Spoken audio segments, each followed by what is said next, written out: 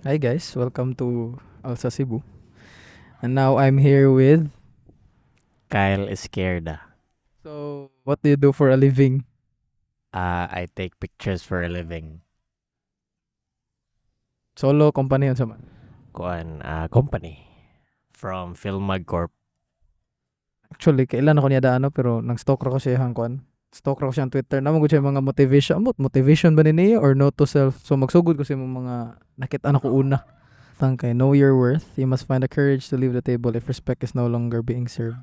So siya na note about. You have to value yourself. Like kibaw ka dapat mo lugar kung kano saan mo i-fight ang sa kabutang kung kano saan mo siya exertan og effort. If kanang if murag wala na siya naghatag og value nimo, you should know when to stop. So based from that, I think siguro mo pud mo gi-share kay naka-experiences. What are your experiences na naani mo na naka-mold na mo inana nimong thinking in terms of like life, unsa ba? Love or work, unsa ba? Mainly sa work kaysa sa mga industry karon sa photography, videography, kadaghan ang people, kadaghan ang competitors. In turn, sila mismo ilang ipagamay lang rates so they can get the client. And then, nasa yung mga coordinators nga tungod kay daghan mo, they will take advantage they will take advantage of the fact nga kay daghan mo bunal sa gamay nga rate. And by then, you can then fight for your rate ba nga di ka ganang pahangyo kay kiba mo kasi mong quality. So by then you should know your worth. You should know when to decline, to say no to those clients. Yeah, sakto bitaw. Like you should know kung unsa imong sakto, unsa imong mahatag sa table kay gina-value nimo imong self. It doesn't matter siguro in terms of dili lang gid siguro sa imong work. Sa work lang pud sa tanan. If you're doing something and into the extra effort, nakaibaw ka nag-value kag maayo pero wala nimo na feel nag-value kag maayo. I think it's time siguro na imong i-rethink, no? Imong i-rethink if sakto pa ba akong ginahatag o ang ilahang sana reciprocate na value sa ako mo ba ni akong worth. I mean, think about sa imong self ba if worth ba na nimo na hatagan ra ka na amount sa kana na effort. So kani imong gi ko ani share from Wise Chimp. It's I think personal po ni siya. Kay it says here, take risks. If you win, you will be happy. If you lose, you will be wiser. I think nakarelate ka in sense. So how do you view this quote man? Like, dun sa may muhang take ani. Kuan, para na ko siyang gi-share kay tungod nakarelate ko in the sense nga ah dapat inana ang life. I mean, for you to succeed mo you have to fail. Not 100% of the time you should fail. Pero usa siya sa ingredient so that you can succeed. Because if you don't fail, you won't learn. If you won't learn, you won't succeed. So by then, you have to know the fact nga you should take a risk. Risk nga knowing nga naay chance nga dili ka mo succeed. Naay fear nga dili ka mo succeed. But you have to use that fear, that doubt to fuel the action para di ka mo fail. And if ever you fail, I mean if you win, it's good. Maayo, di ba? But if you fail, but okay ra pod. Because by then, na you get an experience, you get wisdom, and then you can use that experience so that you won't fail by the next time.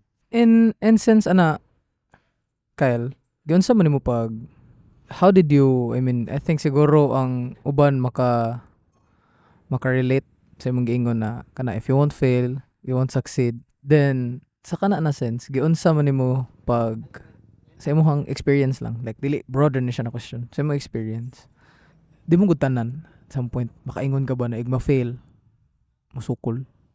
I mean there's a lot, like life lang gid ba, if they fail just like embrace it. Ate wala pildi nang gid ko pirmi, pildi lang gid ko taga adlaw. Well, for me but that mindset is wrong, pero I mean I just want to know your thoughts about it, kung giunsa nimo sa imong self. I mean for sure you have like also self doubts, tawra sa gid ka self doubts ana. How did you bounce on failing para ma-achieve nimo like kana imong ginana na imong point of view ba na maningkamot ko para mo succeed ko, giunsa nimo? Kuan. Pero so ba, like, ni-fail ko. Like, at first, mo gid na siya, murag, ma-down jud ka and all. Pero, I came to realize ba nga, if you fail and if you do nothing about it, wala gid siya padulngan. And you will stay a loser if wa kay buhaton about it. If you do something about it, at least napildi ka. Pero you're working towards winning. Lisod, naabot ko na nga point, nga mindset, it wasn't easy. Kaya syempre, ma-down ka at first. Pero, kana, di ko ganahan ma-loser. Di ko ganahan mapildi. So, what do I do? Mangita ko pagi so that I can win. By the next time, I'm faced with this challenge, ana. Di ka ganahan mapildi, so bali na kay ginav POV na enemy sa man mo gipasabot na kontra like ang life itself. Yeah, ang circumstance, murag, di ko ganahan uh, actually, ako nga tao, murag, people pleaser kiko. And I don't want people to see me as a mga murag, banga man siya, a loser man siya. So, from there, murag, though wala man ako siya totally gi-prove good nga 100% na dapat maayo jud ko. Some point, murag, gi-prove na ako sa akong self nga maayo ko. And then, murag, sa una yung musikog validation from other people. But then I came to realize nga, masali labot. And they won't think about you jud 100% of the time. So, mo na siya, murag on lang. You should see yourself as your own competition to becoming a better you. Tsaka ako po sa point maka-relate ko na sense na maningkamot ko para sa lain, like I mean di ko people pleaser, di ko kaingon na people pleaser ko, pero I act on certain events or circumstances ba para lang ang mga tao kay pero bitag mo nila makitaan sa ko. Pero sakto fighting or making you feel like kontrahon nimo ang life itself. I mean broad ba siya or grabe ra ka siya pagkastorya no, kontrahon nimong life, mura magnisukol ka na di ka mamatay. Pero murag sa ko like fighting sa life is like challenges you have ba na ginahatag sa imuha na dili nimo siya ma-turn into something bad. I mean it looks bad if you look it on a bad na point of view, pero if you look at it sa way na mangita ka opportunity na I can do something with this, kaya murag imong ginagamit na siya na siguro ang imong ang imong pagka sense of feel nimo loser kay mo na siyang gigamit na nariguro ko magamit ani kay gihatag ginana siya na thinking whenever you like feel nimo na naglisod ka dili ra ikaw nadaghan nasa daghan ni Sukol mong Sukol sa giga. Ang thought ra gyud aniya imo siyang gihatag man ni Johnny X Brown, imo man ning retweet. The time is now. Don't be complacent with your time. You don't have much of it. If you're not focused, years will pass and nothing will get done. Start chasing your ambitions, desires, and goals now. Ano, straightforward naman. I think nakasabot na mo, pero unsa may take sa usa ka kaya lang eh. What's the time is now? I think gi-retweet din ako siya dili tungod sa work but tungod sa akong physical health. I mean like through the years sa una fit kay ko. And then karon murag dili karon. The past year murag tambo kay ko and then ako siyang kanang giput sa akong mind ba nga it's either day 1 or one day. So if mayon kag one day, musigira kag agad kung kanus ako magsugod workout, kanus ako magpadaot. Or day one, like mo start ko karon, sugdan ako ang work towards mamudaot ko. Ana. And then mo to, the time is now. There's no other time. There's no other better time than to do it now. Actually, di na siya sa workout. And everything po, like, so work, if you do it now, uh, like example, na ay mo post sa Facebook, ngita siya photographer. If you do it now, like mo message ka karon na yun, there's a bigger chance nga makuha na nimo nga job. But if you decide later, na tendency maunhan ka. I mean, nana ra gyud ang opportunities man sa life, like they present once, and then you have to grab the opportunity whenever it arises, so that you make use of the opportunity. There's no time to waste. There's no time to waste. Nindot to siya. Ang opportunity is once. Like, mabot ang opportunity gid. Siguro kana I think napug ko na hibaw-an ana. Like akong na-learn na murag naka-shift sa ako ang thinking about anong opportunity ba. In terms of chances, like para nang ingon, di ba? Mura matag mo na second chance, third time's a charm. Pero if you, wala siya akong gidano kay murag mo na naman mo, what if maorgin na ang chance? Like, that's the one shot na naani mo. And wala na second, wala na third. And then wala mo buhata. Munang susong mind for every opportunity na maabot sa ko na kung ano naon pirmi. Like, presim giingon ba? Like, na moabot na opportunity once. What if once ragid? What if ikaw na naminaw ron, if you're working on something, planning to do workout like Kyle, what if kausara na? What if ugma mabalik ka? Di ka ka-push up, di nakaka-squat, di nakakalihok. What if mamatay? Diba? Death. Yan siguro natanan na death. Death, fear sa death. Tapos maabot ka na point na I think dili na ko ganahan siya. Imo ba apply? Pero murag I think kailangan nimo sa naon ba na kanang opportunity nimo gina double think. The longer you think about it, mas daghan kag time sad na waste na wa kay bawon sa sunod unta kung imo nang gikuha. So yeah, sakto. Na opportunity, the time is now. Like mao gina if you think of something and it's good ha, dili kay basin yag lahi na time is now. Pero if you think of like kana it's good and you know it's good pero imo lang gina tabunan or murag gaslight ang self na murag makuan ko ani ay dugay ko kasugod ani pero pwede gud nimo masugod ron dili lang nimo walang nimo buhata dayon. I think imo angay buhaton ni kana sa workout. Example sa workout lang. Like you should do it now. Sakto the time is now anay mas better time dili ugma di sunod ugma kundi karon sugod ka karon. Nice. Pero kana matakal ko sa workout kay among kuan is like ALSA man sad gid like bantay ka ALSA technique ni mo siya gym.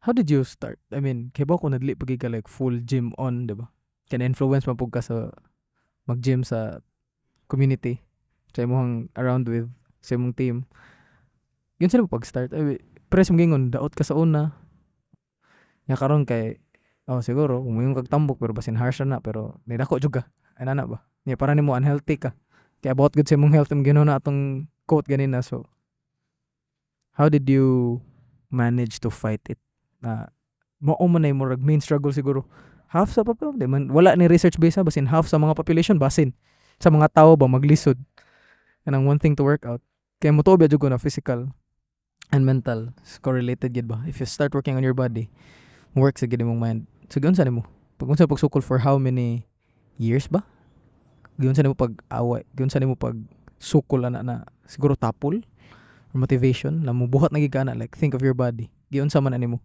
I mean, like, if we relate it to the previous question ganiya, I mean, the previous thing we talked about, people pleaser ko at some point. I don't want people to see me as fat ass for the rest of my life. I mean, siguro okay to at some point nga. There's a point in my life nga tambo ko. And then I use it as a motivation nga. Murag, nag-agi ko ana. And then I use, usa sad hadlok ko sa kong self nga maubis because obesity ara man mag-lead ang mga I mean ara magikan ang mga sakit-sakit and I don't want that to di ko ganahan masakit ton puhon especially if na nakoy anak, so I'm using that fear so that I can fight the struggle of being sedimentary.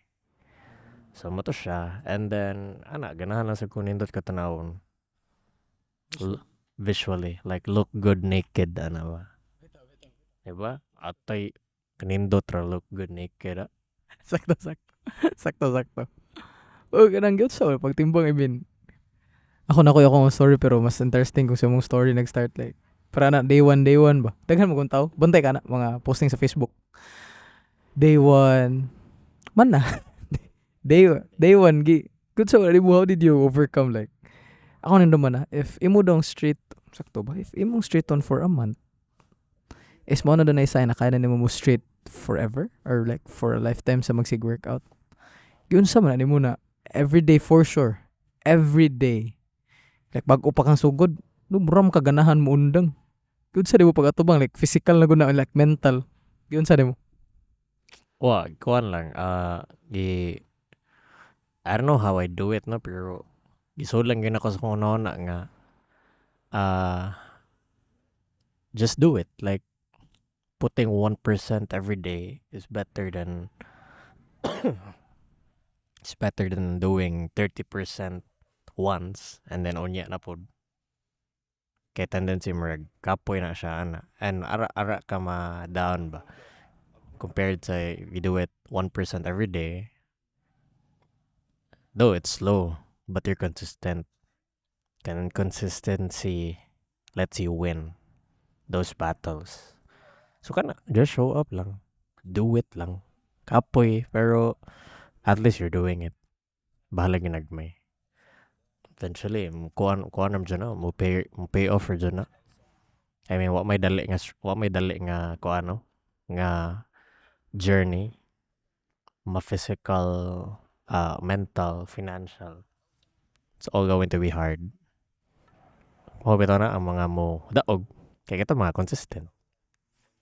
They never stop doing it. Kasagaran mo daog ang dilan jud mo undang. Doesn't matter if pila ka percentage lang gihatagan na everyday basta kay nagpakita sila diha og ilang gibuhat ang trabaho.